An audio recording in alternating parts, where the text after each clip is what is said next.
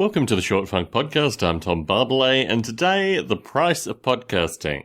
I was approached by a new website which made itself look like a podcast directory, and actually it turned out to be a website where podcasters can get connected with advertisers. Ladies and gentlemen, if you don't know how this Short Funk is going to go, I don't even know what I can recommend.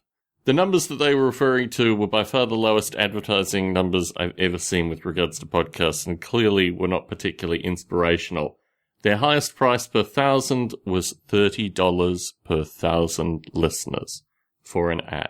So clearly this is some kind of site that was set up by some folk that don't really understand podcasting, but look like a fast money-making method for them. And no doubt they're going to take 20% of what the advertiser pays the podcast, and maybe they might make some money through this in a short period of time at least. Really, really disheartening. Just the whole nature of monetizing podcasts and the perspective that this is just the way that you can quit your day job. Clearly the wrong message. And having seen the site, and it gathers small statistics like, what your highest rating has been in iTunes and, all that kind of good stuff, how frequently you do podcasts, this kind of stuff. I thought there's absolutely no benefit in this website. It's just created a series of segments which could potentially be a way that listeners could get to podcasts, but actually it's really just a brokering website masquerading as a podcast directory. So in light of this, I signed up my 3 podcasts just through the general click-through, so at least I can have some ownership of the podcast and some of the strange folk isn't selling the Short Funk Podcast for $50 a day to some poor advertiser.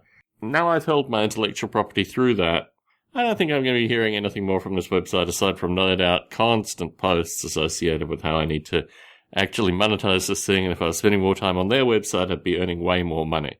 One thing that did come through that does actually interest me is associated with the iTunes ratings. About 5 or 6 years ago, I worked with a podcast to raise its podcast standing considerably, in particular to get it into, the top 10 or top 5 of their particular genre on a number of podcast directory websites. There were a number of podcast directory websites back then.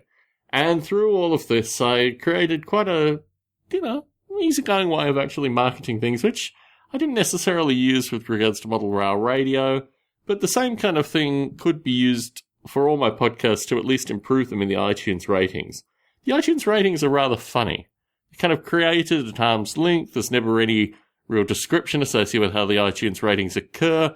And my great frustration associated with the iTunes ratings is that they continue to promote podcasts that died a slow death in about 2009.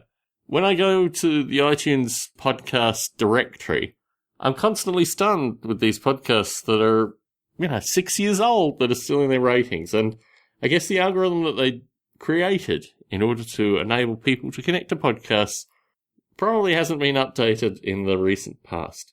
When I talk to folks about YouTube, I lament greatly that the podcast directory of choice, iTunes, could be doing a lot more to promote podcasts and get new and happening podcasts into folks' hands.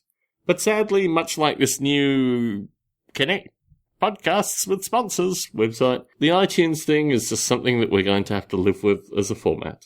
Tom Barbalet in San Jose, signing out.